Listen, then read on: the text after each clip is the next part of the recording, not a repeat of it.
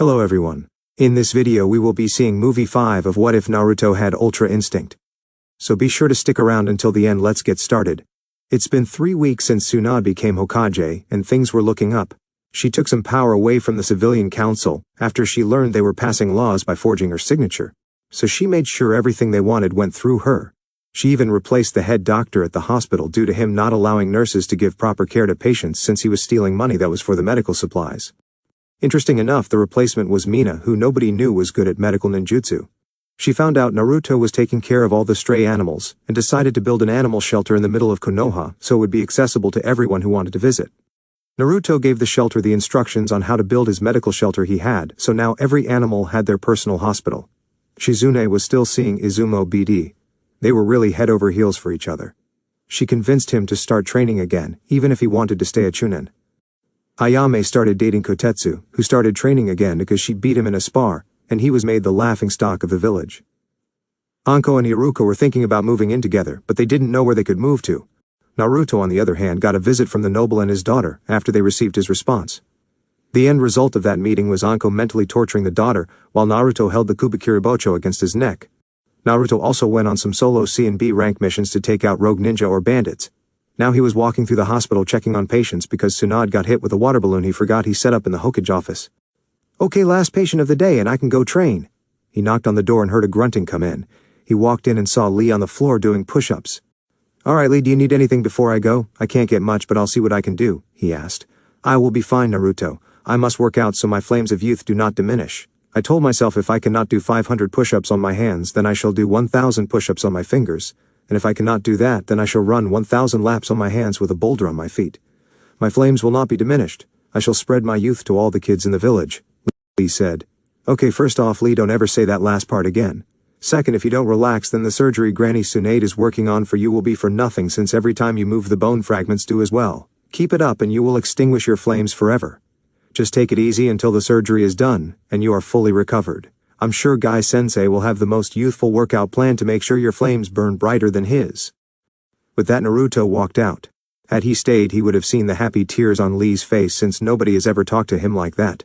Naruto made it to Tsunade's office and heard a familiar giggle and moaning, so he slid a privacy barrier under the door and activated it. He went to Shizune's office to hand in his work.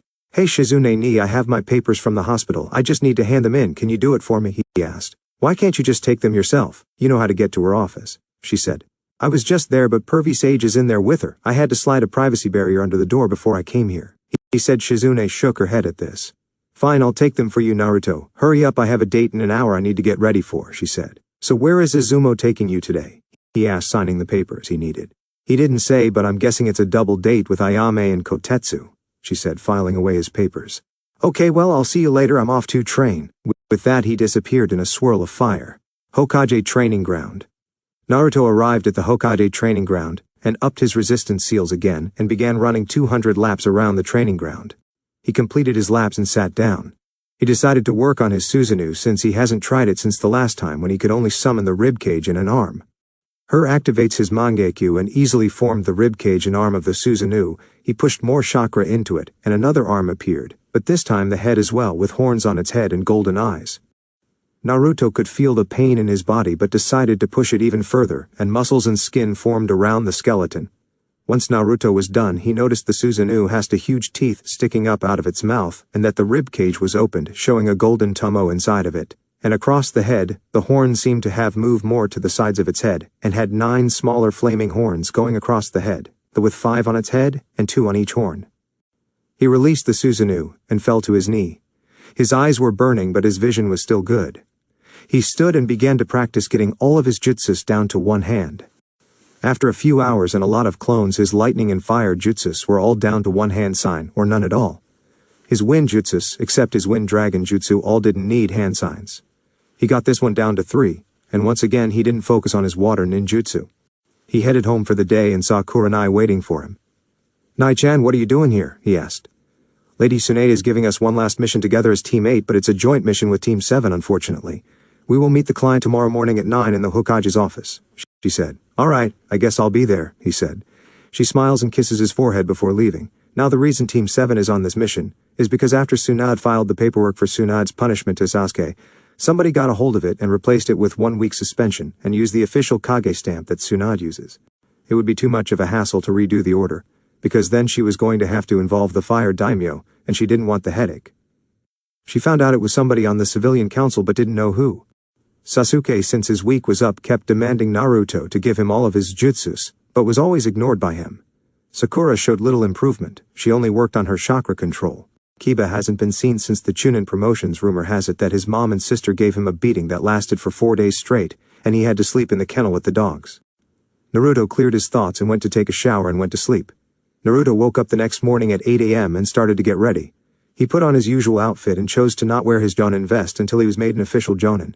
He left the house at 8:45 after eating breakfast and made his way to the Hokage's office. He arrived in Tsunade's office in a swirl of fire shunshin. He arrived and Tsunade started to explain the mission.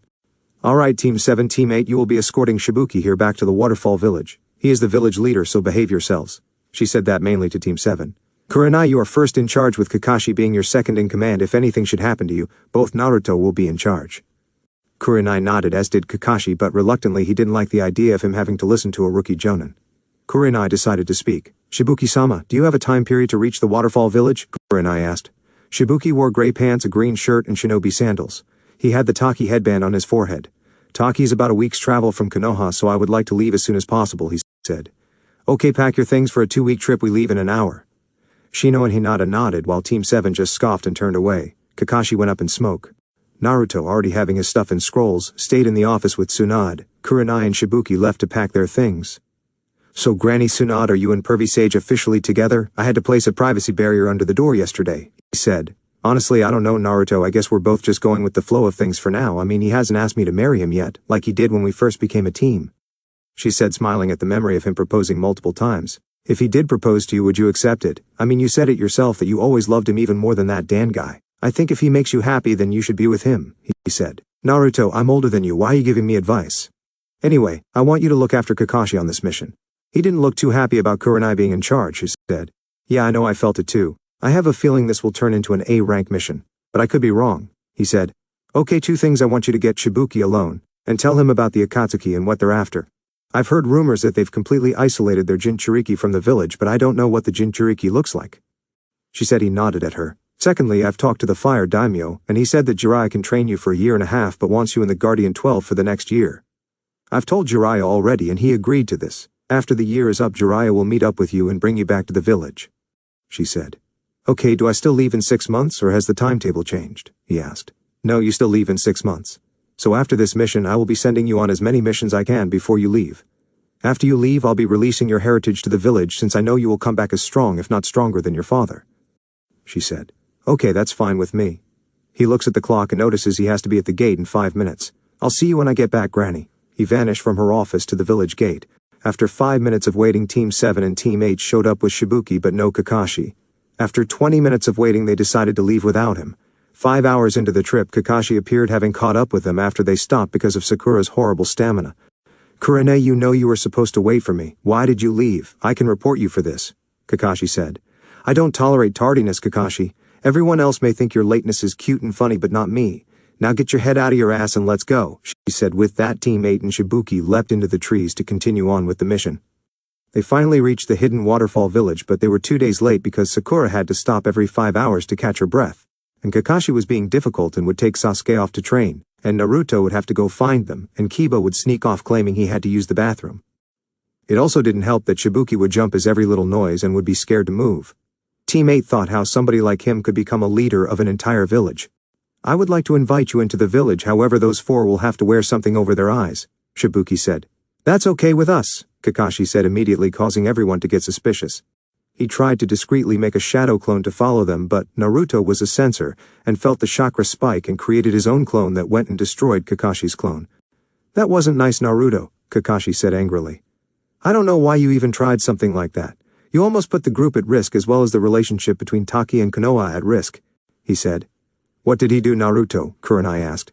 "The wannabe Uchiha here tried to discreetly make a clone, and my guess was have it follow us to get the entrance of the village, but what he didn't know was that I'm a censor and can detect even the slightest pulse of chakra," Naruto said. A messenger hawk came by and landed on Kakashi before Kurenai could respond, which Shibuki was scared of. "What is it, Kakashi?" Kurenai asked. It seems I'm needed back in the village for something. Team 7, you are to stay in with Kurenai and finish the mission. Before anybody could say anything, he left but made a clone that was destroyed by Naruto again. Was he telling the truth, Naruto? Kurenai asked. Yes, but it was also as if he was uncertain about something, but we can't worry about that right now, we have a mission to complete. As Naruto said, the two kids came running up to Shibuki with bags in their hands. That looked like it was filled with something. Now kids, I can't play right now, show some respect for your village leader, Shibuki said in a fake scolding tone. But that's not why we're here, the small boy said. Yeah, we just finished picking up the trash by the shore, our mom made us do it, the little girl said. Then a woman came stumbling out of the trees. Mother, the little girl yelled. Shibuki-sama, it's horrible, the lady asked. What is it, what happened? Shibuki asked, shaking. They just attacked without warning, the lady said. Before falling to the ground, they saw she had a kunai in her back. Kurenai checked her over. It doesn't seem too bad. Naruto, do you have any of those medical seals on you? I'm going to need one, Kurenai said. Naruto hands her the seal and she removes the kunai and applies the seal. We need to go to the village, the little boy said. No, you all stay out here with your mother. Naruto creates some clones to stay with them just in case, Kurenai said, and Naruto created 10 clones to guard them. It's impossible. How could anyone find the village? The entrance is hidden, Shibuki said. It's obviously somebody who has been here before or grew up in the village and became a rogue ninja. Naruto said he knocked out Kiba, Sasuke and Sakura and tied their headbands over their eyes. Thank you, Naruto. Now Shibuki, let's go save your village. Kurenai said. Shibuki nodded. Suddenly, 4 ninja jumped out of the waterfall, and Naruto managed to take out 3 of them before the last one escaped. They left for the secret entrance, and Naruto got the memories of 2 clones. One was destroyed, but the other killed the ninja that attacked the clone, set up a barrier to protect them. They enter the village, and Sasuke, Sakura and Kiba run off after Sasuke gave his team his own orders, and Naruto went after Sasuke. And when he caught up, Sasuke was caught by a kunoichi and another ninja. Naruto drops down and takes them out before they even realized what was happening. Sasuke tried to attack Naruto for showing him up again, but he was knocked out. He returned to see Kurenai, Kiba, Hinata, Shino, Sakura, and Shibuki badly beaten by a ninja named Suian. Naruto saw him drink some kind of liquid, and Naruto sensed he had gained a major chakra boost. What the hell did he just drink? He asked nobody. It's called hero water. Naruto turned and saw a mint-haired girl with an orange clip in her hair that matched her eyes with tan skin, wearing a white midriff shirt that showed off her toned stomach with fishnet armor underneath, with long white armlets and fishnet shorts, with a short white apron skirt over it. She wore her taki headband in her head and carried a cylindrical object in red wrapping on her back. Naruto felt her chakra and felt the tailed beast chakra inside of her. What does the hero water do? He asked her. It's water that is produced every 100 years from the giant tree that resides in the village. When someone drinks the hero water, their chakra increases tenfold for a short amount of time, and they can create a shield of chakra that deflects any kunai attacks thrown at them. But the water decreases the user's lifespan by how much of the water they drink. The name is Fu, by the way, she said. Okay, so ninjutsu and taijutsu it is. So how are we going to do this? Shibuki already took out his other 2 friends, so it's just him now. Oh, I'm Naruto, Naruto said. I don't know, are you sure you want to work with me? Everybody usually stays away from me, she said. Don't worry, I know you're a Jinchuriki, he whispers in her ear, shocking her. I am too, so let's do this. We rush on the count of 3, alright? Naruto said, and she nodded. 3, was all Naruto said before. They both charged at Suian, who blocked the punch from Naruto, but was shocked when Naruto ducked down and he was kicked in the face by Fu. Suian got up and went through hand signs. Water-style water dragon jutsu. A large dragon made of water came rushing at Naruto and Fu. Naruto pulled out the Kubikiter Bocho and put Fu behind him. He coated it with wind chakra. Wind-style air cutter. He swung the sword in a vertical arc and created an arc of wind chakra that cut the dragon in half. Fu, seeing an opening, uses one of her jutsus. Naruto, close your eyes, she whispered from behind him. He closed his eyes. Ninja art, hiding in scale powder jutsu. She exhaled a sparkling substance that blinded Suian, and she rushed to take him on in taijutsu. She hit him with punches and kicks that barely did any damage due to him being pumped up on the hero water. After not doing any damage, Suian manages to hit her with a punch and sends her flying through a tree. Suddenly he had to jump out of the way from a fist made of bugs. He landed on the water, but the shockwave from the fist created raging waves that almost knocked him off balance. Naruto, feeling Fu's chakra signature fly away, takes a risk and opens his eyes. He cracks them open and notices her jutsu wore off. He jumps on the water, standing in front of Suian with his sharingan activated. An Uchiha, I've always wanted to face one of you. Perhaps after I kill you I'll take your eyes and use them myself, Suian said, and started to laugh like a maniac. He was cut off by a sharp pain in his back. He looked behind him and saw Naruto stab him with a kunai. He looked back in front of him and Naruto dissolved into mist. Genjutsu, but how? He asked. There is a reason you should never look an Uchiha in the eye. Naruto said he went to cut him again, but Suion got over his shock and jumped away, but Naruto still caught him. As soon as he landed, Naruto broke through his guard and gave him a fist enhanced with wind chakra, cutting up his face. Suion for some reason was getting worried. That punch shouldn't have hurt that much. I see you finally recognize what's going on, Naruto said. What do you mean? There's nothing wrong with me, Suion replied. Your dosage of hero water is wearing off. All that borrowed power, yet it's not even permanent, Naruto said. I am not out of power, Suion yelled. He then pulls out the bottle containing the hero water and drinks the rest of it. His chakra levels grew as much as possible and were now visible. Naruto unleashed his chakra to match Suion's chakra level. The amount of chakra that was given off by both of them caused everybody to wake up. They were shocked at how visible the chakra was. Suion's chakra was a light blue color, but Naruto's chakra was a dark blue color. They both charged and met each other in the middle with their fists meeting, creating a shockwave that sent water flying everywhere, and the ninja around had to stick themselves to the ground. Kurenai created some clones to hold the civilians down that were tied up. Soon they both disappeared in a burst of speed that only Kurenai could keep up with. Sasuke tried to activate his sharingan, but the chakra being given off was hurting his eyes. Naruto and Suion were trading punches so that people could feel the impact suddenly. After a while of exchanging punches and kicks, Suion was seen flying through the air and crashed against a tree. Fu, who had been knocked out after that punch, could only watch in awe at what she was seeing. How is he going toe-to-toe with somebody who drank the hero water? It should be impossible even at his age, she said to herself. A crash interrupted her thoughts as she saw Suion crash into a tree. She looked and saw Naruto with a lightning jutsu in his hand. He can already do lightning jutsus at his age without hand signs. How strong is he? Fu thought to herself. Lightning javelin. She sees Naruto throw the lightning jutsu at Suion and watches it pierce through his chakra like it was nothing, hitting him in the stomach. She watched as he coughed up some blood and tried to stand, but the hero water wore off. He burned through it, fighting Naruto. She watched as Naruto picked him up by his shirt. Any last words? Naruto asked. Yeah, I've already won. Suion is dead and this village is without a leader. I told my former student Taki will fall by my hands. Suion said. That's where you're wrong. Shibuki is just fine, Naruto said. Suion looked over and saw Kurenai healing Shibuki with what limited knowledge of medical ninjutsu she knew. No, I was supposed to win. This is not over. I will destroy Taki before I die, Suion said, but the after effects of the hero water started to take over. Suion died right then and there. Naruto dropped his body and burned it with a fire jutsu. Sasuke walked up to him. Loser, as heir to the Uchiha clan, I demand you hand over your jutsus and that sword so I can kill Itachi. Now hand it over, he said. Yeah, Naruto, you heard Sasuke-kun, hand it over, you don't need them. Sakura said she was going to tell but didn't want to get another silencing seal on her. He's right, Naruto, technically he's the leader of the clan now, so you have to obey him and do what he says, Kiba said. Okay, let's get some things clear. I'm not a part of the Uchiha clan, never was, never will be. You are not the heir of the Uchiha clan. Itachi is, so unless he dies you won't be the clan heir anytime soon. Lastly, if you ever demand something from me again, I have no problem making it so there's one less Sharingan user alive. Besides, you can always challenge me to a fight if you like, but you wouldn't win. Even with your curse mark you wouldn't win. Now get out of my face and help clean up Genin, Naruto said as he went to help the villagers. 3 days later, Naruto is walking through the village to Shibuki's office to talk to him. He reaches the office and knocks. Come in, Shibuki said. Naruto entered and saw Fu sitting there. Naruto, what a surprise. Fu, can you excuse us please? He asked. Actually, it would be better if she stayed for this, Naruto said. Okay, what's so big that you needed to see me and involve Fu? Shibuki asked.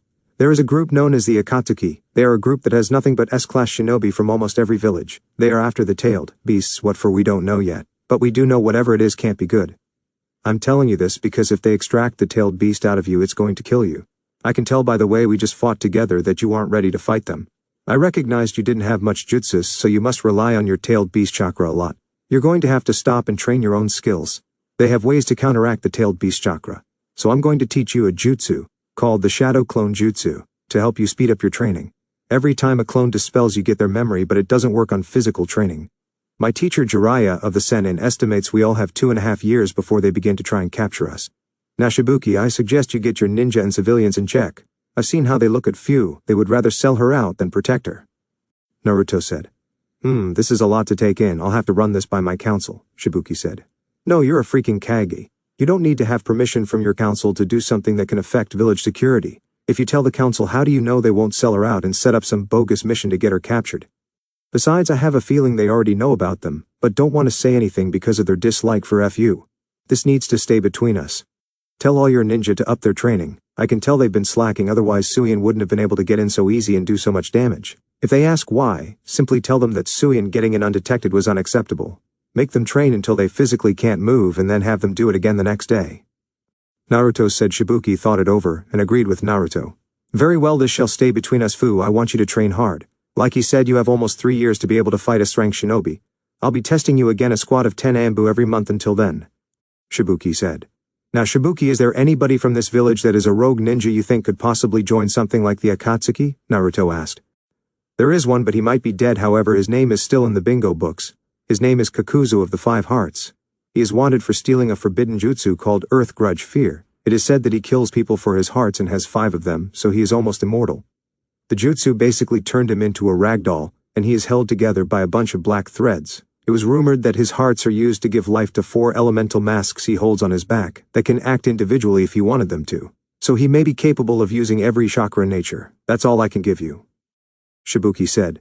That's more than enough, so he might be responsible for attacking and capturing Fu. If so, you really need to tighten security on the entrance to the village. Well, Fu, come on so I can teach you the jutsu and let you get started on your training. Naruto said. Fu stood up with Naruto and bowed to Shibuki and left. Next day they began to travel back to Konoha, this time at a much faster pace.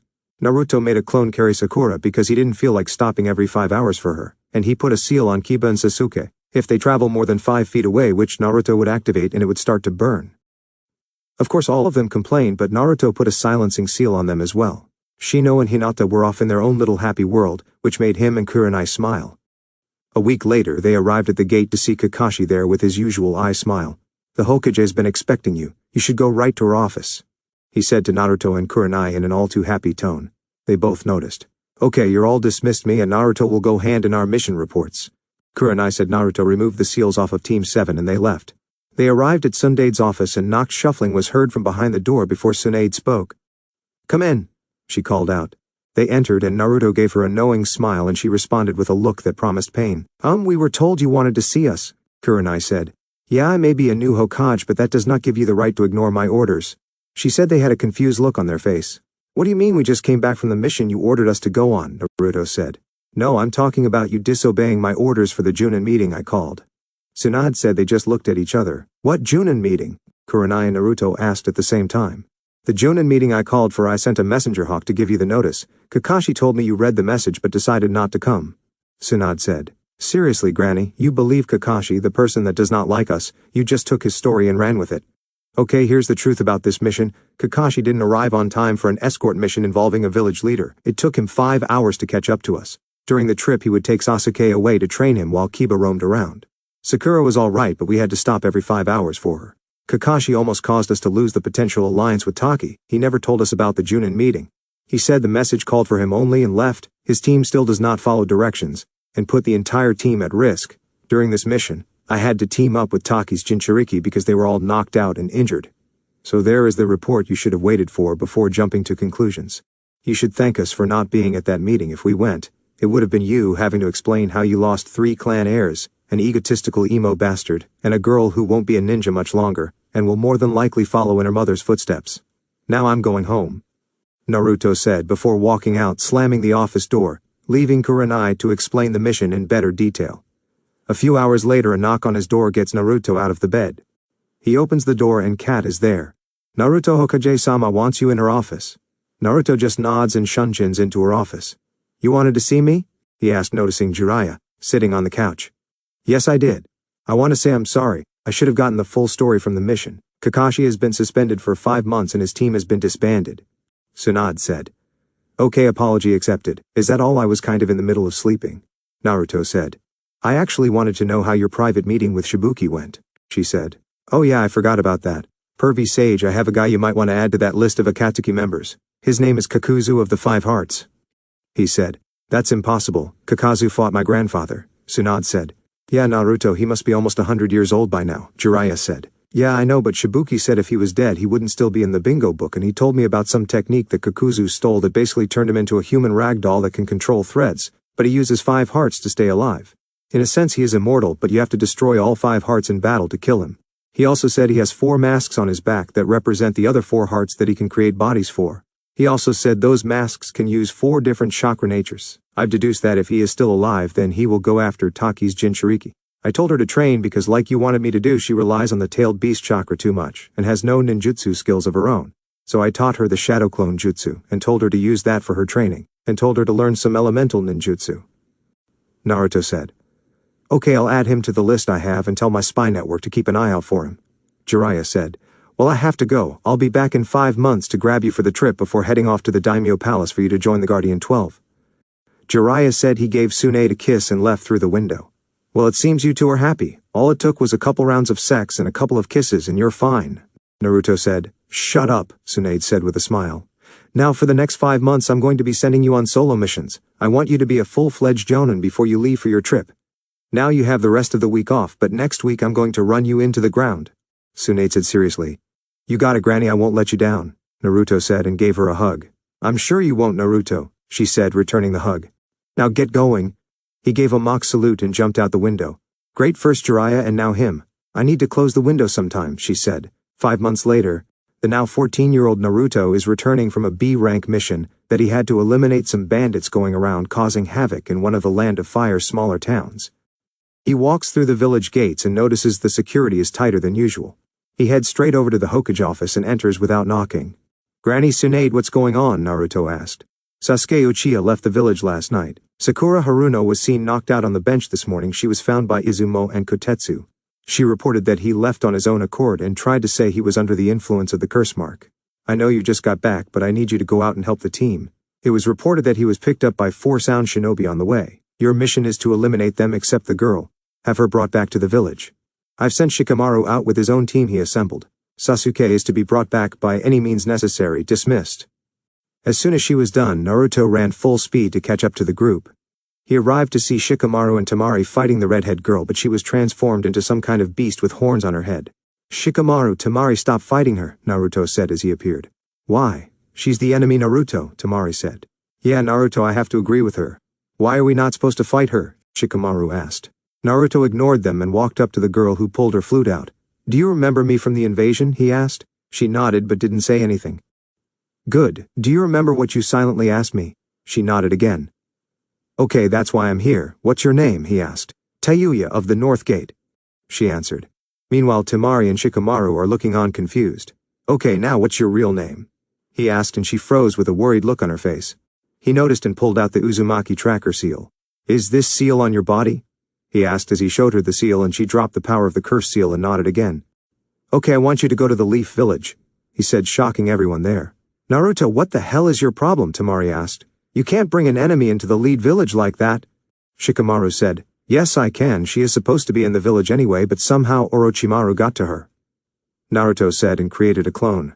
My clone will take you to the Hokage, who is part of what you are, just like I am, he said, shocking her. Thank you, thank you, thank you, Tayuya said. Hugging Naruto, she let go and left with her clone. I'm going ahead. I need you two to help out anybody else on the mission. I'm sending a clone with each of you to help. They nodded with a lot of unanswered questions. Naruto, why did you just do that? Temari asked. His ranked mission. That was all he said before taking off after Sasuke. Shikamaru and Temari knew better than to ask any questions after he said that they took off to help the other members of the retrieval team. Naruto traveled until he entered a clearing with an albino-looking guy with white hair, green eyes with red going around his eyelids and 2 red dots on his head. So who are you? Naruto asked the person in front of him. I am Kimimaro of the Sound 5. I am the leader of the group and the second strongest to Lord Orochimaru in the Sound Village. Kimimaro said. That's nice, so can you hand over the barrel? I kinda need it. Naruto said. No, I cannot. I have a mission to make sure Sasuke gets back to Lord Orochimaru with no problems. Kimimaro said. Suddenly the barrel opened and Sasuke came out of it. His hair was longer and had a grayish-purple look to it, and his skin was gray and his skin turned gray. Alright Sasuke, enough of the temper tantrum. Get your head out of your ass and go back to the Leaf Village, Naruto said in a bored tone. No, I'm through with that village that's holding me back. I need power and Orochimaru is the only one who can give it to me, Sasuke said. Naruto snickered at that last sentence. Oh, so you're going to somebody weaker than Itachi to give you strength to beat him. That's not very smart, so turn around and head back. I'm really not in the mood to fight right now. We both know you can't beat me, so just do what I say, Naruto said. Sasuke, Lord Orochimaru is waiting for you in the Sound Village. I can take care of this. You need to get moving, Kimimaro said. Sasuke nodded and took off toward the Valley of End. You know, I really don't feel like fighting you. Why couldn't you just let me take him back? Naruto said. Now he was mad. He really didn't want to fight. He just got off a mission. As I've said before, my mission is to make sure Sasuke makes it to Orochimaru. He plans to make Sasuke his new vessel. I was supposed to be the next body he takes over, however I have a terminal illness that can't be cured. My purpose in life is to serve Orochimaru, so that is what I will do until the day I die. Kimimaro said. Fine, let's get this over with, Naruto said with a sigh. He leant his head to the left as a bone fragment flew by his face. So you use your bones as weapons, that's cute. Perhaps we can play fetch afterwards, Naruto said. Kimimaro didn't respond, he just rushed at Naruto producing some bone swords. Naruto just dodged all of Kimimaro's attacks. He had to admit he was impressed by his speed, but Naruto, even with his resistance heals on, was faster than Anbu-level shinobi. After getting tired of blocking, Naruto broke into Kimimaro's guard and gave him lighting-enhanced punches that made Kimimaro flinch from contact. He finished up his assault with a dropkick that was also infused with lightning chakra.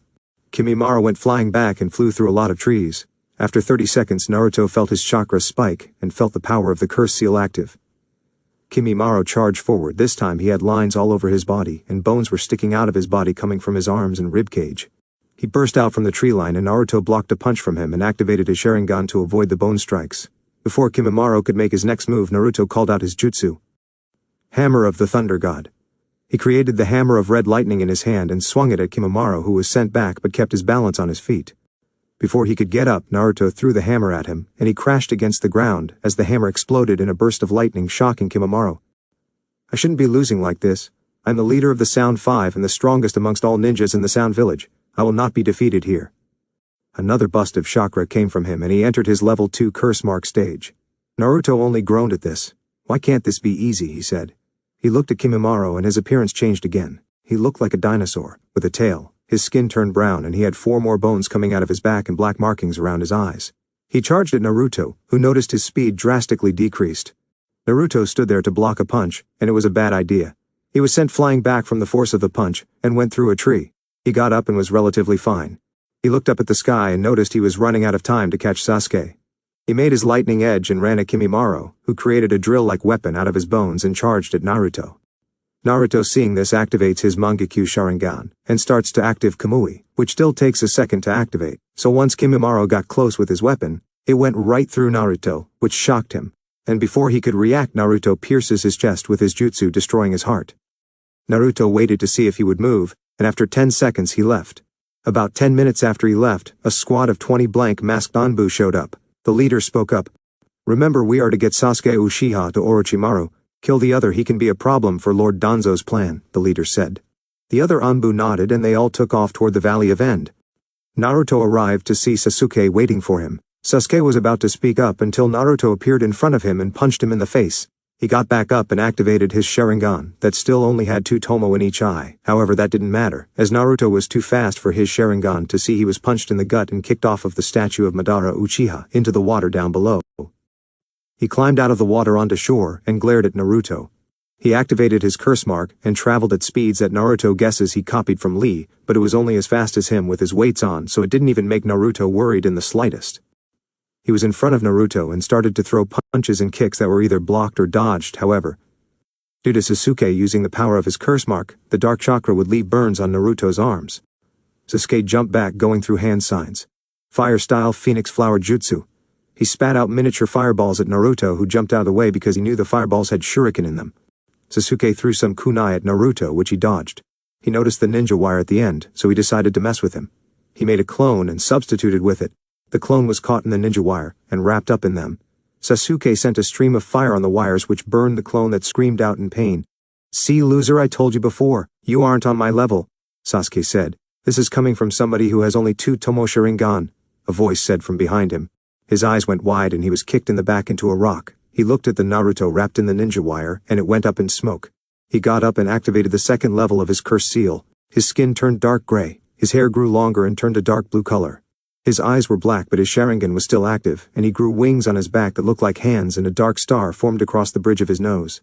"I'm through fighting. It's time to end this," Sasuke said. He went through hand signs and lightning chakra formed on his hand. Naruto, seeing this, decided to end it as well. Sasuke charged at him at an increased speed due to the 2nd level of the curse mark. Chidori. Rasengan. Naruto made a Rasengan in the blink of an eye and pushed it at Sasuke's Chidori, which was easily beaten. Sasuke was sent flying into the wall of the Valley of End unconscious, and his curse mark receded. Naruto went to pick him up but was surrounded by the 20 blank masked Anbu. They said nothing and charged at him.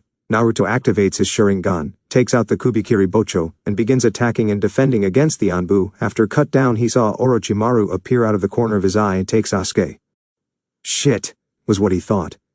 He got tired of this, and activated his Mangekyou Sharingan. His Susanoo came to life in its second stage and Naruto began cutting down the Anbu left and right. One tried to run away to inform Danzo, but the Susanoo shot what looked like black senbons, and all hit vital spots on the Anbu ninja's body. He looked and saw that he finished off all of the Anbu. He deactivated his Mangekyou and his eyes were irritated, but his vision was still good. If he had to guess, he had just over 80% of his vision left. He got up and left because he had a certain elder to talk to. He ran full speed back to Konoha. When he arrived, he went straight to Tsunade's office, but she wasn't there. He guessed she was at the hospital, so he just took a nap on her couch.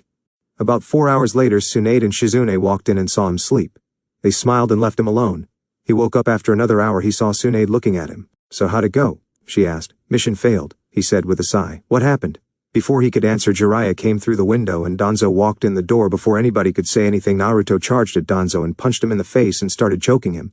Jiraiya and Tsunade rushed to pull Naruto off of him, but his grip around his neck was enforced with chakra, so Tsunade had to call her personal Anbu and Shizune to get him off. After a struggle, he finally let go. "Arrest him, I want him arrested," Danzo said. "Nobody is getting arrested." "Now Naruto, why did you attack Danzo?" Tsunade asked. "This son of a bitch is the reason the mission failed. He sent 20 of his little root soldiers after me, and once I had Sasuke they attacked, allowing Orochimaru to come and take the body. But of course his root shinobi went up in flames as soon as they died, so all evidence is destroyed." "You pissed off the wrong person, Danzo. I don't know what you plan to gain, but next time you get in my way I'll show you why Itachi and Shisui aren't the only Sharingan users you should be afraid of," Naruto said with his Sharingan blazing. "Danzo, leave now," Tsunade said. He didn't move, so Naruto gave him a chakra-empowered kick and sent him through the wall. Everybody looked at Tsunade because that's something she does. "What? I didn't teach him that. He must have seen it and remembered it from one of our spars." She said it was true. She did spar with him, and he lost, but he found out he had ways to go before he could face a Kage-level shinobi. However, during the last spar, she surprised him by using wood-style jutsus. He never told anyone. Only Jiraiya and Shizune know about that. "Right, anyway Naruto, are you sure it was root?" Jiraiya asked. "Yes, I'm sure they had the Ne symbol on the masks. By the way, Boar, get your ass out here, I know you're there," Naruto said. "Naruto, Boar isn't one of my Anbu guards. He isn't here," Tsunade said. "Yes, he is." He then disappeared and punched the corner of the ceiling to the left of Tsunade's desk, and the Boar-masked Anbu fell out the ceiling unconscious. "Cat taken to TNI. Tell Anko and Ibiki I want to know everything he does. No limits," Tsunade said. Cat took Boar and disappeared. "Naruto, I know that Danzo messed up the mission, but you can't attack him like that. He's an elder of the village and he can go to the daimyo and have him kick you out of the village," Tsunade said. "You mean the same daimyo that I'm about to see and become a bodyguard for, who doesn't even like Danzo?" Naruto asked. "Yeah, him anyway. I need you to take the curse seal off of that girl Tayuya. She's in the TNI in a holding cell," Tsunade said. "I can't take it off of her. Well, at least not yet," he replied. "Why not? You took it off of Anko. Why can't you take it off of her?" Jiraiya asked. "The same reason why I couldn't take Sasuke's off when the old man asked me to. It would kill her. Her body is still growing, so the pain to the body from removing it would kill her, since her organs would shut down a lot quicker than Anko's, and I can't place the medical seal on her while removing the curse mark. All we can do now is seal it away," he said. "Okay, then let's go see her and get her out." Tsunade said they all shunshin to the TNI holding center and tell the Anbu to open her cell. As soon as it was open, Naruto was tackled by a red blur to the ground. "Thank you, thank you, thank you," was all Tayuya said over and over again. Tsunade and Jiraiya smiled at this. "Are you here to take this seal off? I hate this shit," Tayuya said. "No, I can't take it off yet. Your body is still growing and the process would kill you. I'd say in about 2 years you should be able to handle it." "Now are you the only Uzumaki Orochimaru had?" Naruto asked. "No, there's another girl named Karen, but I don't know where she is. I know she doesn't have the curse mark though. Why, I don't know. All I know is Orochimaru killed my mother and basically forced me to work with him by giving me this fucking curse seal. During your match at the Chunin exams I saw you remove the caged bird seal. I knew you would be able to help me. That's why I made sure to make direct eye contact with you. Only thing that sucks is Orochimaru used my fucking friend Kin for one of the sacrifices for that reanimation jutsu. So can I stay here in the leaf? I mean, I know the Uzumaki clan was allied to the Hidden Leaf through marriage, so am I allowed?" she asked. "Yes, you are allowed. I'm just going to have Jiraiya seal off your curse mark. After that you're free to go," Tsunade said. "Wait, where will I live? I mean, I'm used to basically sleeping on the streets due to the bunking conditions in the Sound Village, but a fucking bed would be nice," Tayuya said. "I have an extra room that you can have," Naruto told her. "Alright, but no funny business. I've had enough people trying to get my pants in the Sound Village. I don't want to deal with that shit again, Tayuya said. Tayuya, were you know? Tsunade asked. Fuck no, but that didn't mean people didn't try. Hell, that nerd Kabuto tried a few times, but I always got away. I haven't seen him in a while, so the fucker must be dead. I hope he is. I don't know what he thought he was going to do with his little needle dick anyway. She said with a shrug. Yeah, he's dead. Naruto killed him when we went to get Tsunade to become the Hokage. Jiraiya answered. Sweet hey big tits, can you give me your secret to getting them like that? Tayuya asked. I'll tell you as long as you don't call me that and call me Tsunade. Deal, Tsunade asked. Deal, she said. Alright, one more question then we can seal up that curse mark. What type of ninja are you? Tsunade asked. Well, I use genjutsu, but only because it was forced on me. Personally, I wanted to become a medic like you, but Orochimaru had Kabuto, so he didn't bother to let anyone else learn medical ninjutsu. Tayuya said. Okay, good, you're in luck. I'm going to begin a medical program for any kunoichi that wants to give it a try. You can join the program, Tsunade replied. Sweet, so who's the strongest in the village, I want to know, Tayuya asked. Well, kunoichi-wise it's me obviously, then one of my Anbu guards, Kat, and finally Anko, then Kurenai. Tsunade said. Then you have me, Danzo, Naruto, Guy, Kakashi, and Asuma for the men. Jiraiya said. Danzo, I think he's a pedophile. He was always looking at kids whenever he met with Orochimaru with this weird look of want on his face. Tayuya said. See, I told you, Naruto yelled. I told you he was a pedophile, but nobody believed me. You always laughed at me. He said. Okay, let's just get this over with. I have some important business to attend to, Jiraiya said. More like go to the Hokage's office and bang Tsunade for the rest of the day. Naruto mumbled, but Tsunade and Jiraiya heard him. Shut up, Tsunade said and smacked him upside his head, causing him to glare at her while she whistles innocently. After the sealing was over, Naruto took Tayuya to his apartment and laid her down on the bed because she was still asleep from the sealing process. Jiraiya said she wouldn't wake up until the morning. So Naruto just sat down and started to meditate, something he would always do before bed. He made a quick run to Ichiraku's and talked to Ayame and Kotetsu, who were still together. After that he went home to start packing for his trip. After all, he did have to leave in 2 weeks. 2 weeks later, Naruto, Jiraiya, Tsunade, Anko, and Kurenai are at the village gates. Anko and Kurenai are holding back tears while Tsunade is making sure he has everything. Yes, Granny, I have everything. Can I go now? Naruto asked. Yes, you can go, Naruto, but say bye to Kurenai and Anko first, Tsunade said. He walked up to Anko and Kurenai and they both gave him a big hug and lots of kisses, which he did not like. You promise us that you will be okay and send a message whenever you can, Anko said. I promise, he said. Naruto, are you sure you don't want Shino and Hinata to know? I'm sure that they will ask about you, Kurenai said. Yeah, I'm sure. I don't want to make such a big deal about it. Oh, and can you guys keep an eye on Tayuya? I don't want her temper to get her in any trouble. Maybe get her a boyfriend. She must need to get laid like you and Tsunade did. Naruto said it and got smacked upside the head. You just had to ruin it, but yeah, we will watch out for her. It's the least we can do, I promise, Anko said, giving one more hug. I hate to break up this moment, but we really need to get going, Naruto. The sun is almost up and people will see us, Jiraiya said. You better not have him peeping in the bathhouses and per big on women or I'll cut your balls off, Kurenai said. Well, if you haven't noticed, I haven't been peeping or anything for the past 6 months and a lot more women have been reading my books thanks to me having a woman's input, Jiraiya said, wrapping Tsunade in a hug that she returned. Yeah, okay, that's good. Pervy Sage got laid now. Can we go now? Naruto said, not really wanting to talk about his grandparents' sex life. Alright ladies, let them go, Tsunade said after a few more hugs and kisses. Naruto and Jiraiya walked out of the Leaf Village, one not to be seen for almost 3 years and another that would be back in less than 2 years. He's going to be stronger than us when he comes back, Tsunade said. Well, he's already stronger than me and Nai-chan, so that means he will be stronger than you and Jiraiya, Anko said. I have a feeling he already was stronger than them though, Kurenai said. No, he wasn't. He couldn't force Jiraiya to use Sage Mode and I didn't need to activate my seal, Tsunade said. One thing for sure, it's not going to be the same for the next almost 3 years. Anko said. Kurenai and Tsunade nodded, and after standing there for a few more minutes watching the sunrise, they left to do what they needed for the day. It's been almost 3 years since Naruto left and much has changed. Tsunade started her medical program for kunoichi, and it was a proven success. Death rates on high-rank missions decreased drastically when a trained medic is on the team. Tayuya joined, but she was also in classes with Sakura. She did not like Sakura. Despite Sakura being a good medic, she was still a spoiled fangirl and would spread her legs for anybody, especially if they were returning from a mission. Tayuya actually had to be removed from quite a few classes by Shizune, who was in charge before she strangled Sakura. Tayuya was so good that Tsunade even offered her the honor of becoming her apprentice. Tsunade taught her how to use chakra in her punches like she does, and more advanced medical techniques, and gave her the slug contract. Tayuya over the past 2.5 years grew quite a bit. She now stood at 5 feet 6 inches, an inch shorter than Tsunade, and due to her eating healthier and a better lifestyle, her hair was once again bright red like all Uzumaki instead of the dusty red she had before. She wore the exact same clothes as Tsunade when she was a teenager. A white V-neck half-shirt that showed off her cleavage, which grew from an A-cup to a D-cup size. She wore mesh underneath that went to her thighs and a red skirt that she wore some spandex underneath but had the same shoes Tsunade wears. Originally people thought she wore that for Naruto, but to everyone's shock she was dating Lee about a year after she arrived. Everyone wondered how she put up with him and his constant flames of youth ramble, but she said she doesn't mind it.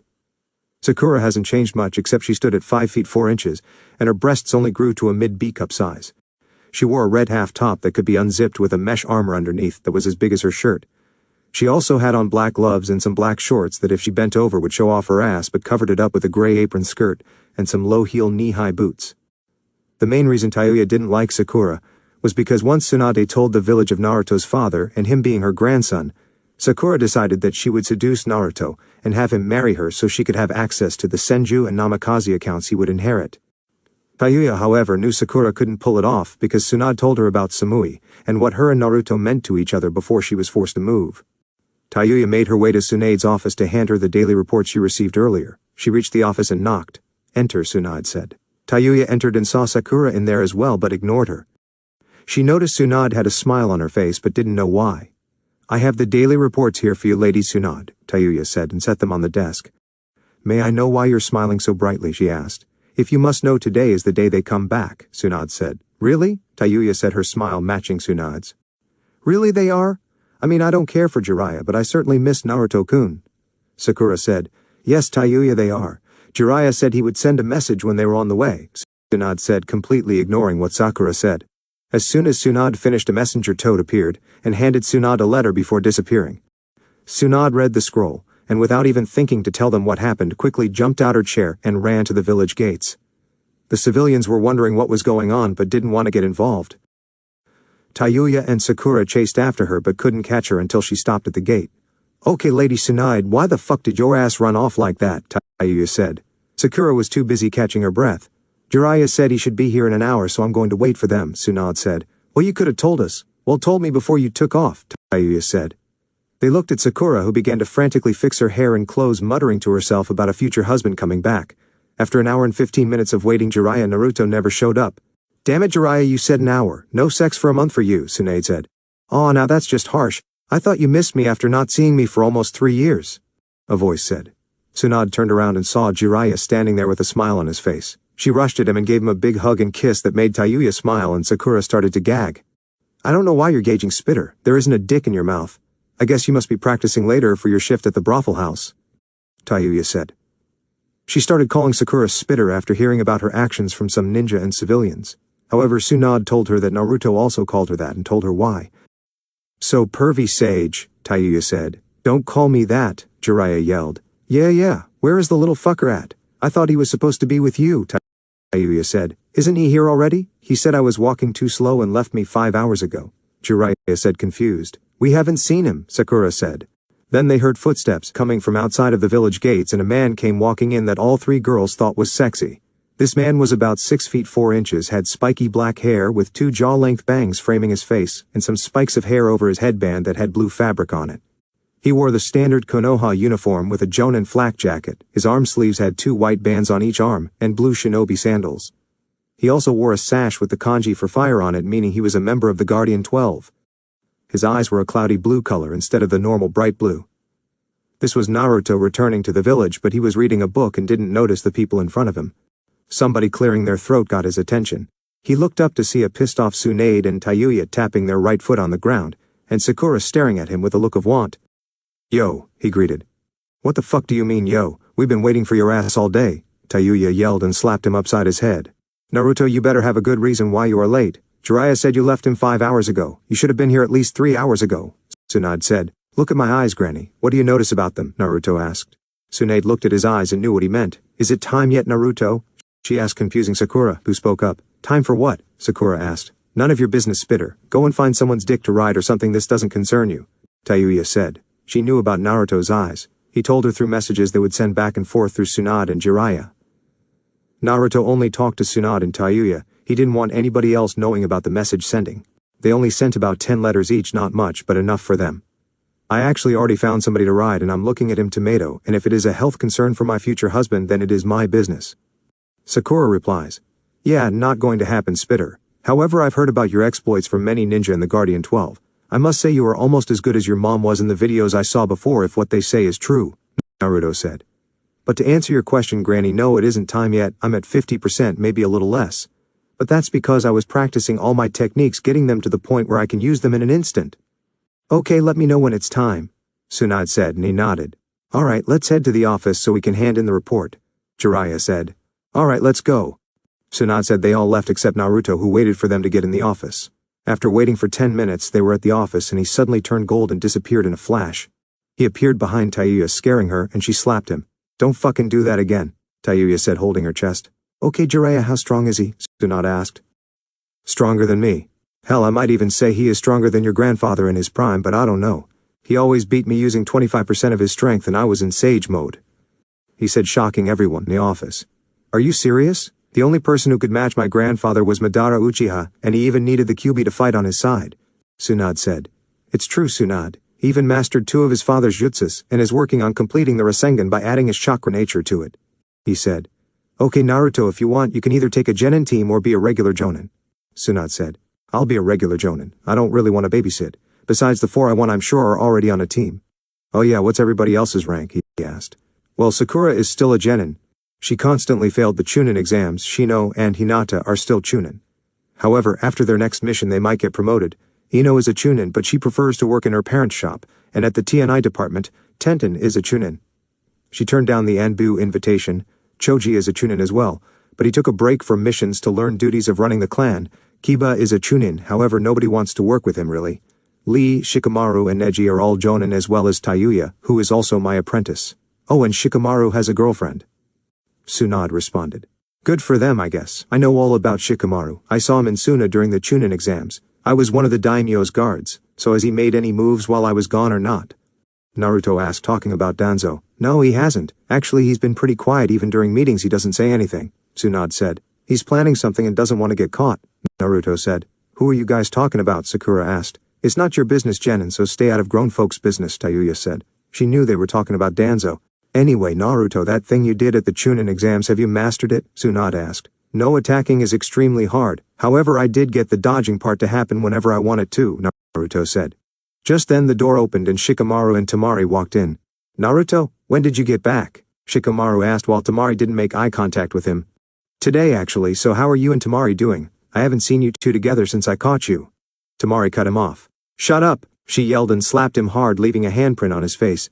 We're good. She can be a bit moody at times, but I don't mind it since she lets me use the seal for my naps and cloud watching, Shikamaru said, pulling Temari in for a one-arm hug. What did you catch them doing? Sakura asked. It's none of your business, he said, rubbing his cheek. She pouted at this, trying to be cute. Oh, you're no fun. Anyway, I'm going home. Would you like to join me for some fun? She said, pushing her breasts together to make them show. No, I'm good. I've already got my eyes on somebody, Naruto said. Sakura huffed and stormed out. So Shikamaru, what are you doing here? Oh, Temari is the official liaison between Sand and the Leaf. She is here for her usual meeting before leaving next week, Shikamaru said. Okay, I don't want to impede, so I'm going to see a few old faces before heading home. Actually, Granny, did my dad have a compound or something for me? Naruto asked.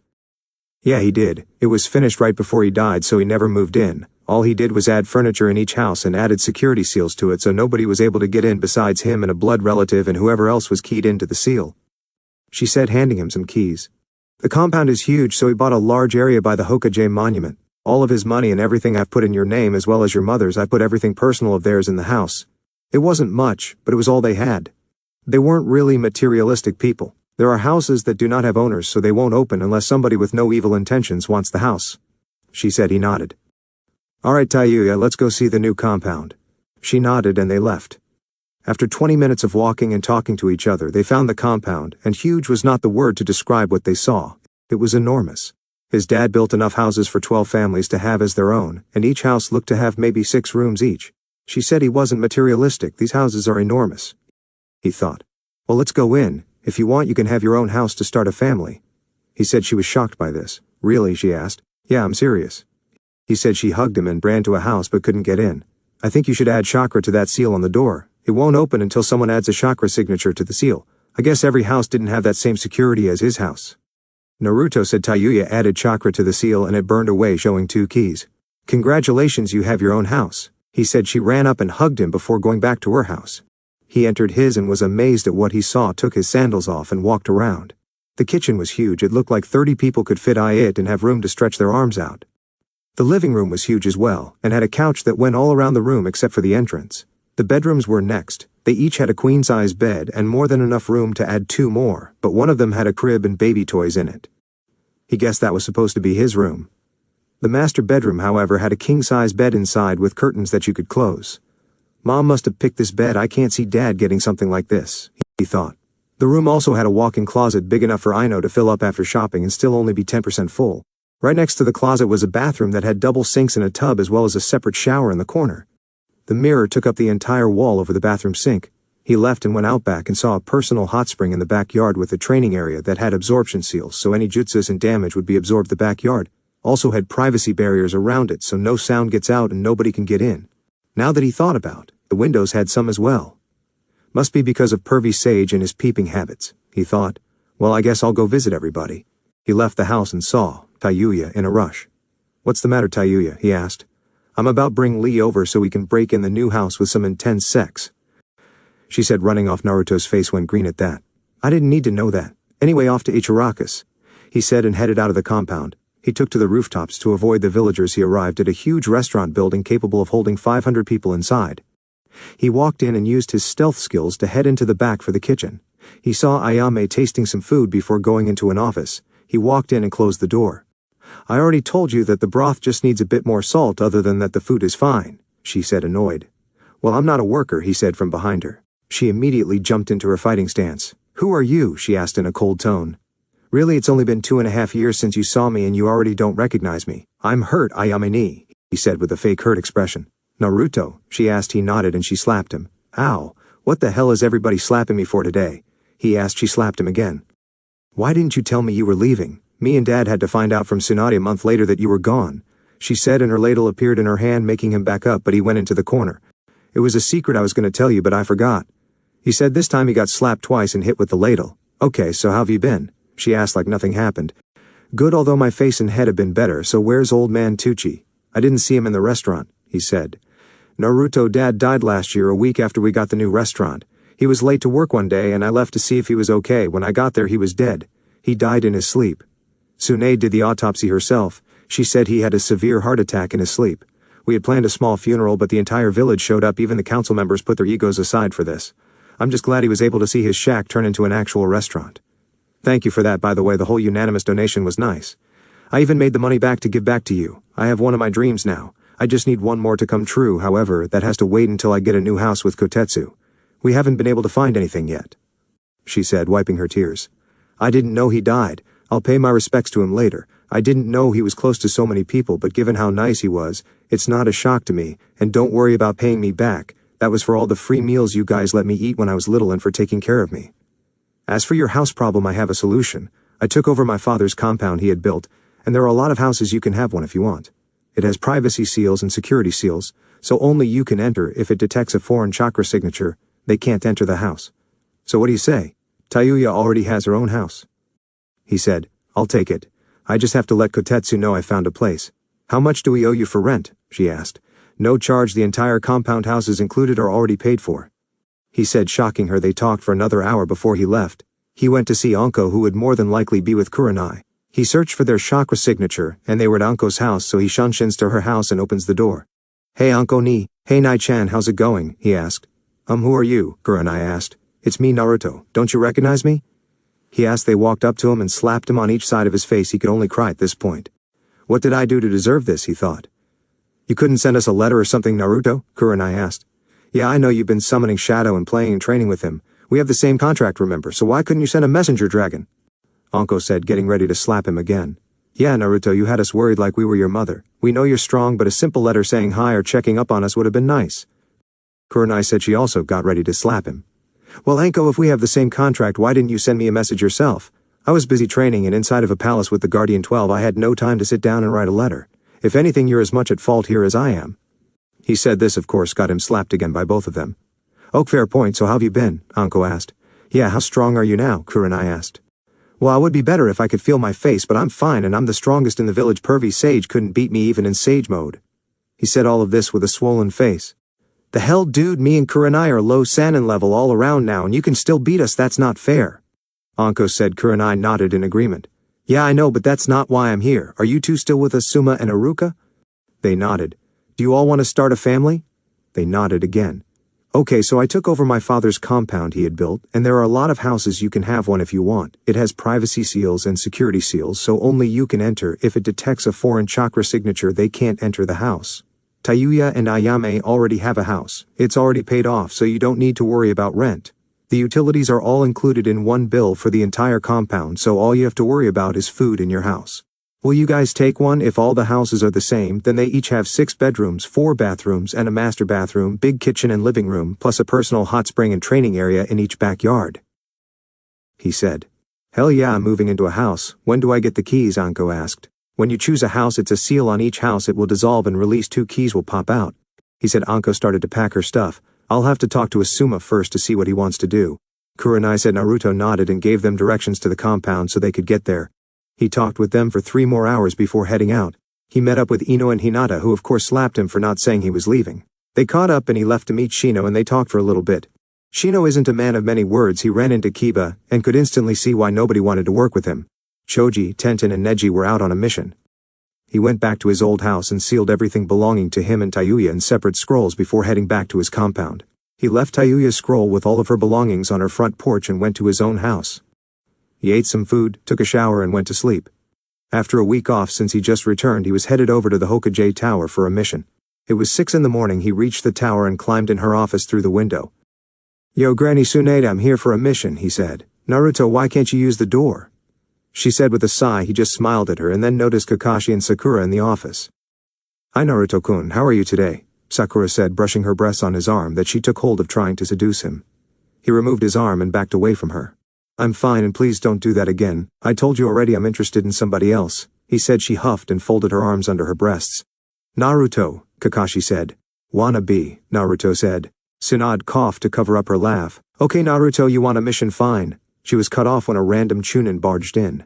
Lady Tsunade, urgent message from Suna, the Kazekage has been abducted, he yelled.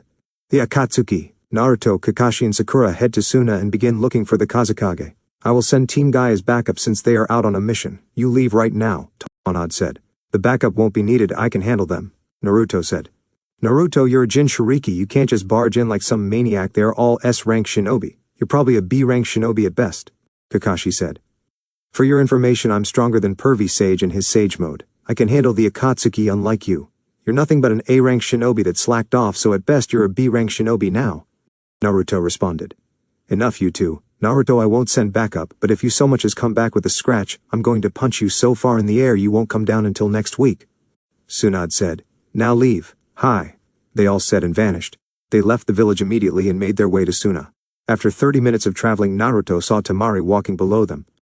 Temari, you need to come with us. Gaara has been kidnapped by the Akatsuki. We're heading there now to get some clues and rescue him. He said. Temari didn't respond and just took off to the trees, heading to Suna as fast as she could. After a while they slowed down a bit to save energy. Naruto, Temari, slow down, we all can't go that fast, Sakura said. Sakura, we're only moving at low Jonin speeds now. You should be able to keep up now, move your ass, we don't have time to waste, Naruto said. Naruto, that was uncalled for. I think you should apologize. Besides, we can afford to stop for a few minutes, Kakashi said. No, we can't afford to stop, you jackass. My brother the Kazekage has been kidnapped and you want to stop because you're lazy and this worthless excuse of a Kunoichi can't keep up at a Jonin speed. I have no problem leaving your asses behind. Naruto, if you still want to travel, let's go, otherwise I'm going ahead by myself, Temari said. Kakashi and Sakura just shrugged and sat down. Let's go, Temari, Naruto said.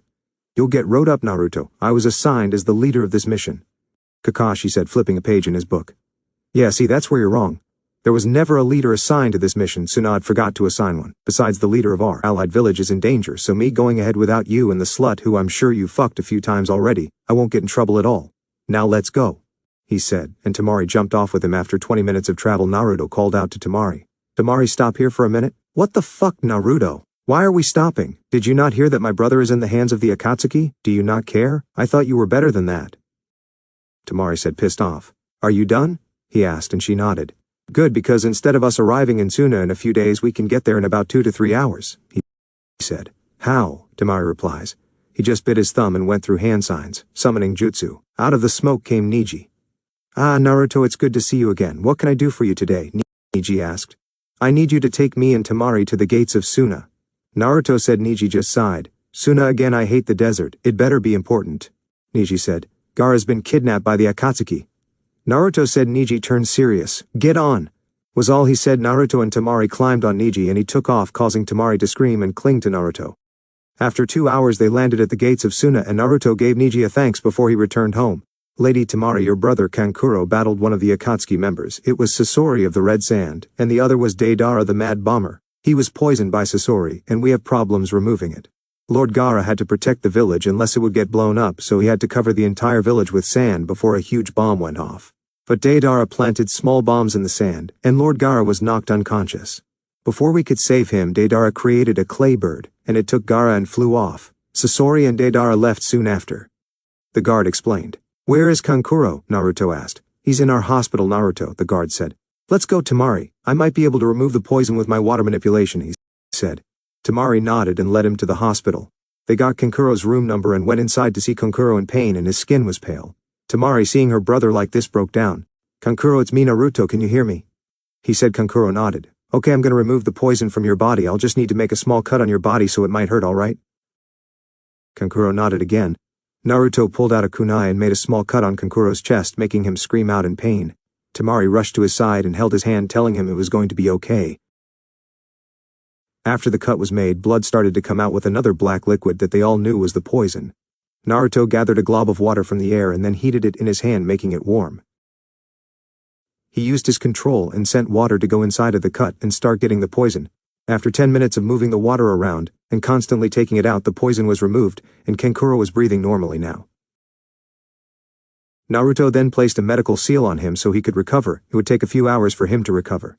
Thank Naruto, but you need to go after Gaara. They've only been gone for a couple hours. The attack happened last night, and if you and your team leave now, you can catch up to them. I think I saw them head towards river country before I passed out.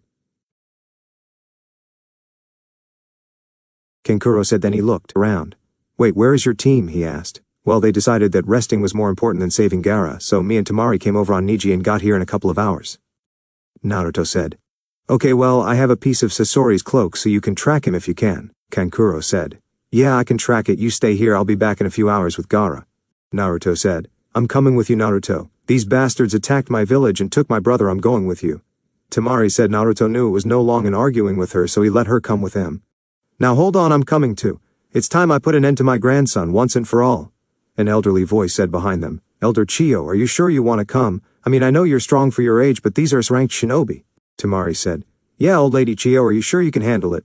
Do you need me to get your cane so you can move? Naruto said.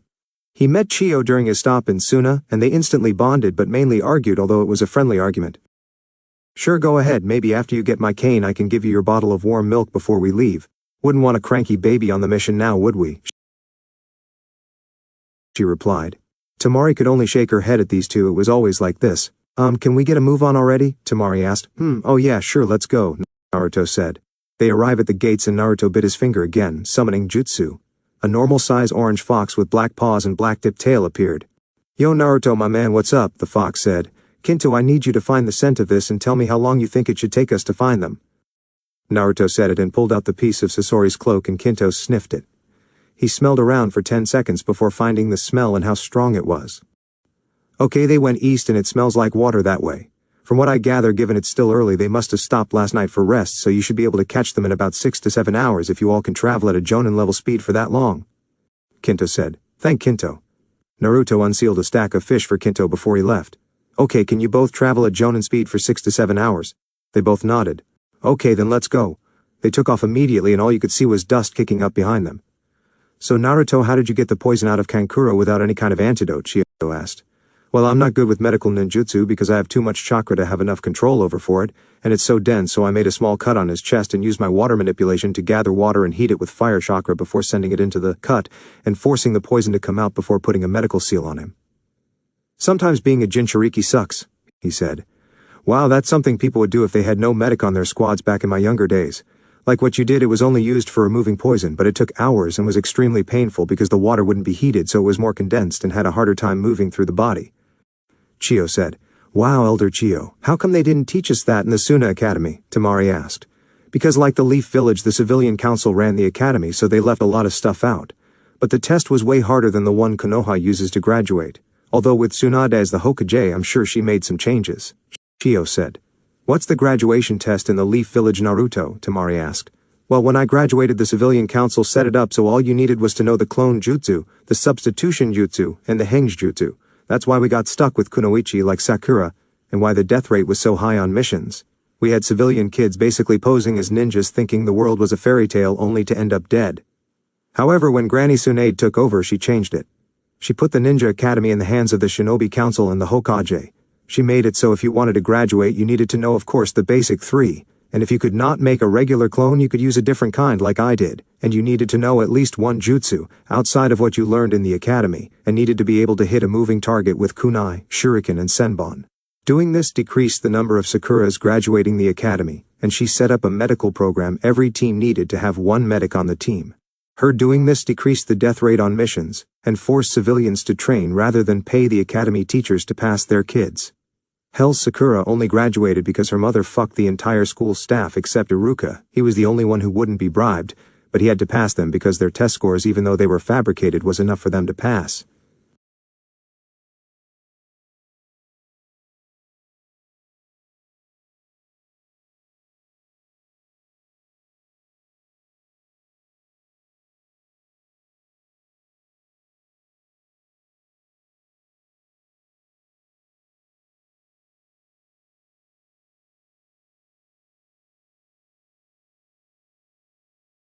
He said. How the hell did your village civilian council get so much power? Chiyo asked. They did it right after the death of the fourth Hokage before the old man took over. They passed a lot of laws that Tsunade just finished vetoing. They made a law that stated civilians are exempt from paying taxes. Of course Tsunade found out and gave them a choice to pay 14 years of taxes or be executed for nearly ruining Konoha's economy. They of course complained and tried to have her removed as Hokage, but the daimyo basically told them to kiss his ass.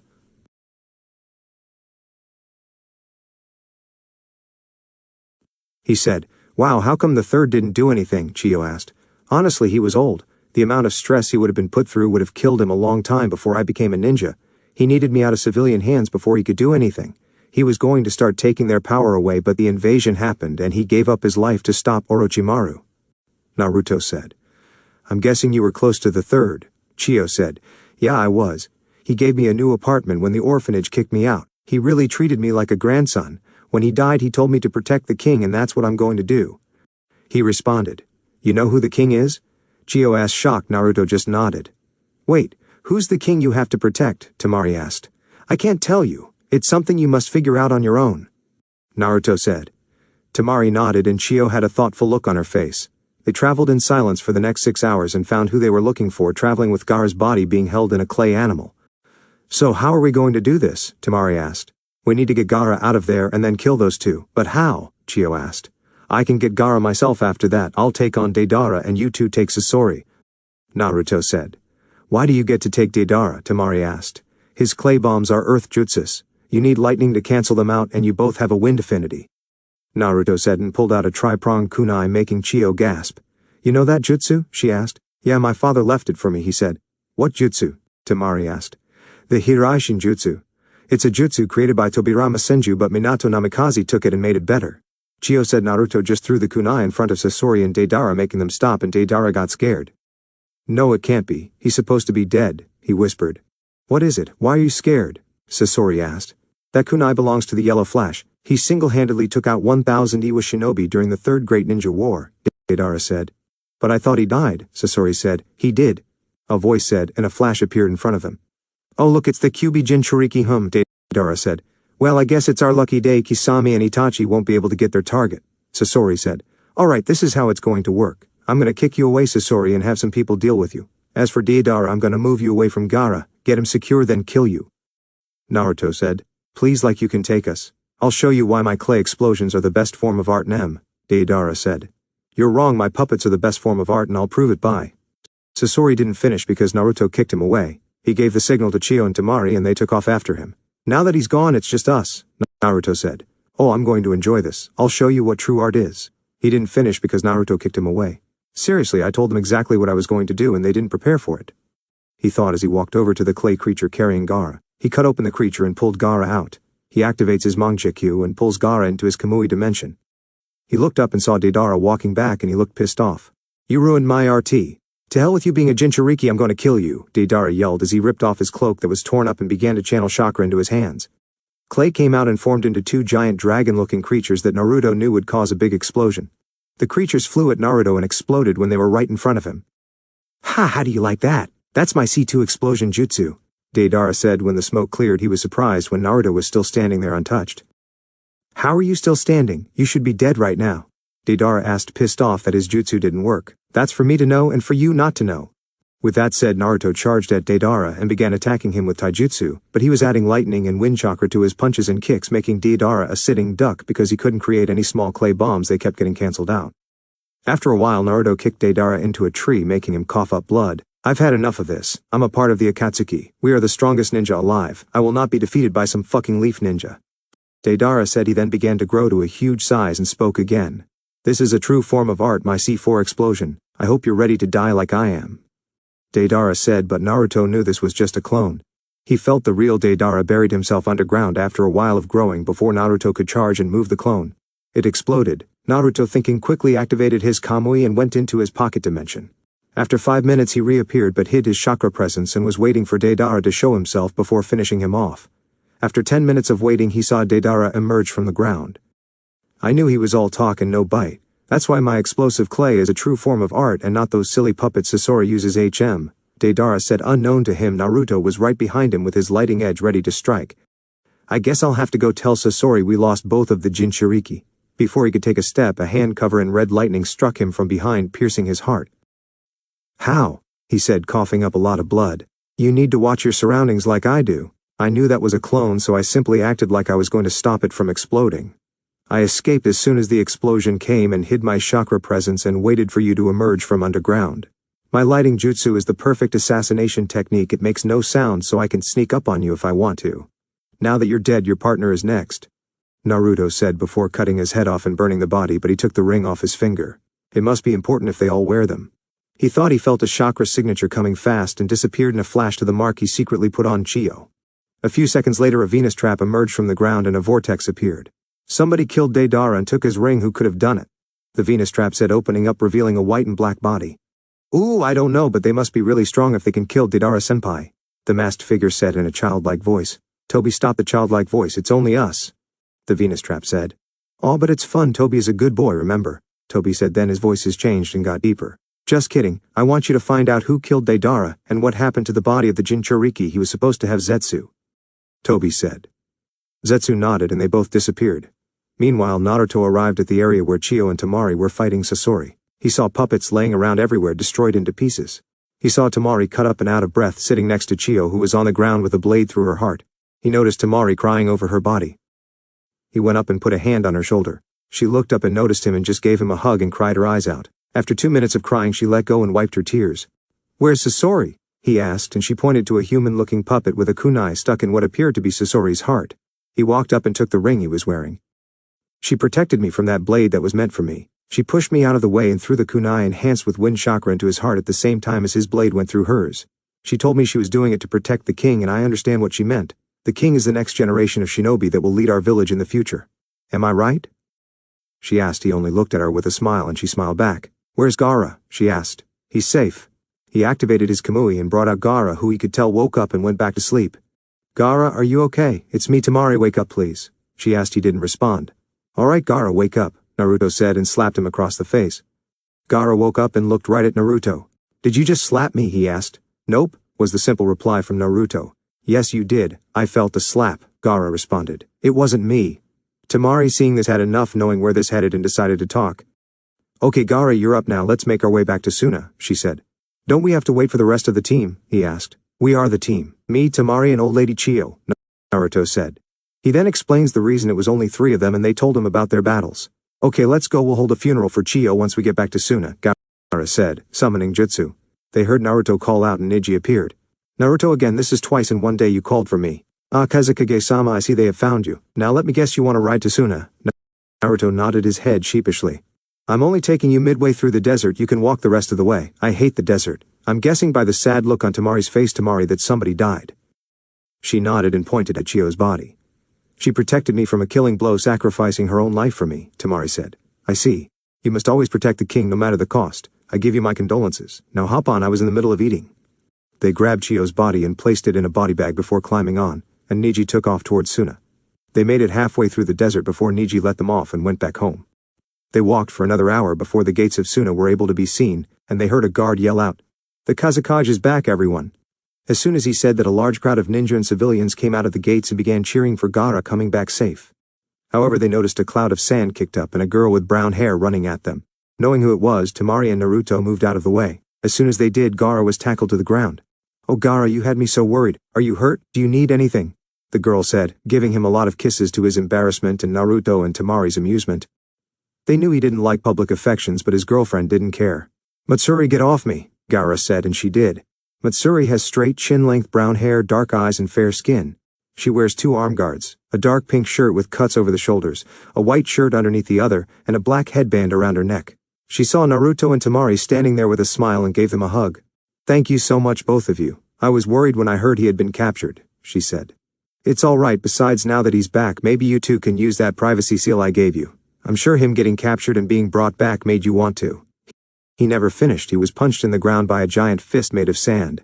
"Although it is good to be back, we need to hold a moment of silence for Elder Chiyo. She sacrificed her life in battle to save Temari and kill Sasori of the Red Sand, who was one of the people that attacked. Everyone please bow your heads and say a prayer for her." As he said this, his sand came forward with the body bag containing Chiyo. After a moment, Gaara spoke up again. "Her funeral will be held in a few hours, and she will be buried where the past Kazakage are laid to rest at." With that said, he entered the village with Naruto, Temari and Matsuri, who were clinging to him. After the funeral was held, Naruto was at the gates leaving for Konoha with Gaara and Temari with him. "Naruto, thank you again for saving my brother. I know if we would have stayed with the other two we wouldn't have made it in time," she said, giving him another hug. "I must thank you as well, Naruto. I for sure thought I was going to die. I am in your debt once again," Gaara said. Extending his hand out to him, Naruto did the same and they shook hands. "No problem, guys, I'll do it again if I have to. Oh, and Temari, your breasts felt great on my back when we were on Niji, but I think you should save them for Shikamaru. I'm sure he appreciates them more than me." He said Temari didn't smack him this time, she just hit him with the steel part of her fan and sent him flying, but you could hear him laughing as he flew away. "So you and Shikamaru have been having sex? I can't believe you, Temari, telling me to wait until I'm married," Gaara said, making her blush. "Oh, shut up, Gaara, I heard you and Matsuri going at it last week. You forgot to put up the privacy barrier," she said. This time Gaara blushed, but he had his sand armor on so you couldn't tell. "Touché," was all he said before they turned around and headed back into the village. Meanwhile, Naruto just landed in the sand a few miles from Suna. He stood up and was unharmed. He bit his thumb and summoned his ride home, summoning jutsu. Out of the smoke came Shadow, who looked exactly the same except he was the size of the Hokage Tower. "Yo Naruto, what's up? Need a lift or is this another training session?" Shadow asked. "Yeah, I just need a lift home, and on the way tell the other two that we're on my team, the mission is over," he said. Shadow nodded and Naruto climbed on him and Shadow took off. Naruto decided to let Shadow take him directly to the Hokage Tower, so when they arrived an entire squad of Anbu and Tsunade arrived, not knowing what was going on. "Yo Granny, I'm back," Naruto said as he jumped off of Shadow, who returned home. "False alarm, people, it's just Naruto, return to what you were doing." Tsunade said. They walked into her office for his report. "Okay Naruto, what happened? I just sent you out this morning for that mission. You didn't fail, did you? Did they extract the one-tailed beast?" she asked. "Actually, no, they didn't. We stopped them before they could reach the hideout. It's located somewhere in river country, but I don't know where," he said, and started to tell her about his fight with Deidara and the fight between Chiyo, Temari, and Sasori. "Okay, so that's 2 members of the Akatsuki down. That's a good start. Anything else?" she asked. "Yeah, Temari said Sasori was supposed to meet up with his spy he had working with Orochimaru in 3 weeks at the Tenchi Bridge," he said. "I might know who the spy is. It might be Bor. We found out he was working with Orochimaru and helped him get into the village undetected, and he was giving an Akatsuki member info on our village defenses. From what we saw, the member must have been Sasori. However, he escaped before he could be executed," Tsunade said. "Okay, I'll deal with it whenever I get the chance," he said. That's when Tsunade noticed Sakura and Kakashi weren't there. "Where is Kakashi and Sakura?" she asked. "Oh, along the way to Suna we ran into Temari and told her what happened, so we had to pick up the pace. We slowed down to save energy, and Sakura needed to stop since she couldn't keep up with low Jonin speeds. Me and Temari kept going, but I summoned Niji to get us to Suna in a few hours instead of days, while Sakura and Kakashi stayed behind, claiming they had time to relax, even though the Kazakage was just abducted. I found them riding on Shadow on the way back and told them the mission was over. They should be back by now. As soon as he said that, Shizune entered. Lady Tsunade, Sakura and Kakashi are here to see you about the mission, she said. Okay, send them in. Don't tell them Naruto is here and already gave me the mission report. Naruto, I want you to hide. They both nodded. Shizune went to get Sakura and Kakashi, while Naruto just went outside and masked his presence and smell. Sakura and Kakashi entered the office. Lady Tsunade, we're back from the mission, Sakura said. Okay, Kakashi, what happened? She asked. Well, we made it to Suna as fast as we could. We pushed ourselves to the point of making it there in a few hours. We met up with Temari and Kankuro as they were about to leave to look for Gaara. We tracked them down to their hideout somewhere near the border of Amigakure, but when we got there, Gaara was already dead and the two Akatsuki members got away. He said, What did the two members look like? I need to know so I can tell Jiraiya. Tsunade said, Well, we don't know. They wore masks that covered their faces so we couldn't see them. He responded. Where is the body of the Kazakaji? She asked. Temari and Kankuro asked me to burn it for them, he said. So you made it to Suna and traveled to Amy all the way back here in less than a day, she asked, and Kakashi nodded. Also, Gaara was killed and you burned his body, Tsunade said. Yes, I figured if we pushed ourselves we could get this done quickly, and burning the body was the least we could do for not making it back on time. Kakashi said. Okay, thank you for the report. I just have one more question, Tsunade said. What is it? Sakura said, picking her nails. Do you think I'm a damn fool? I know what happened on the mission already. Naruto gave me his report already, she said, and then Naruto came back into the office. Now here is the actual mission report. You two didn't even make it to Suna. You stopped for a break that lasted basically the entire mission. You couldn't have met Temari in Suna because she just left this morning, right before we got the urgent message. Naruto and Temari made it to Suna in a few hours because of his summons. Kankuro was hurt fighting the Akatsuki last night, and Naruto had to extract the poison from him, using his water manipulation, and place a medical seal on him to heal him up. Now Temari, Elder Chiyo and Naruto fought the Akatsuki members, killing them both, and saving Gaara from even getting to their hideout, which is in River Country, not AMA. The two members were Deidara the Mad Bomber, and Sasori of the Red Sand. Naruto killed Deidara, and Chiyo killed Sasori, giving up her own life protecting Temari to do so, and returned to Suna with Gaara. She said Kakashi and Sakura were now nervous, but Sakura spoke up. How do you believe Naruto did all of this in a few hours and not us? She asked. Because Naruto rode on his summons that took a lot of time off of his travel, Tsunade said. Oh yeah, and just what summons does Naruto have, Kakashi asked in a mocking voice. Dragons and foxes, but I use the dragons for transportation mainly, Naruto said, speaking up. There is no fox contract and the dragons are nothing but a rumor, Kakashi said. Did you not see the big-ass dragon I was on when I told you the mission was over on my way back? He asked. For the fox not having a contract, he bit his thumb and ran through hand signs, summoning jutsu. Kinto appeared in a puff of smoke. Yo Naruto, what's up? Need me to find something or someone? Kinto asked. No, I just had to prove to them that a fox contract existed, he said, pointing at Sakura and Kakashi. Ah, I see. However, the smell they are giving off, especially the girl, is making my nose hurt. He smells like dogs and she smells like multiple men have just finished mating with her, Kinto said before returning home. See, the fox contract does exist. Now I'm going home to sleep. I'm tired. With that, Naruto disappeared in a yellow flash. Now for you both, Kakashi, you're suspended for 3 months. Sakura, you're a medic, so I can't afford to have you suspended, so you will work the graveyard shift at the hospital for the next 3 weeks and have your pay cut in half. She said, now get out of my office. They both left and Tsunade sighed. Just then Jiraiya came in through the window. How long have you been out there? She asked.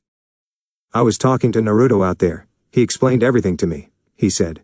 Good, because I don't feel like talking right now, she said, and stood up, removing her top, walking up to him and kissing him passionately. Shizune walked in, saw this and left out, but activated the privacy seal on her way out. I'm taking an early lunch. Izumo should be home right now, she said, and left a note on her desk that said her and Tsunade will be gone for 2 hours. And guys, this is the end. I hope you guys enjoyed well. Until next time. Peace.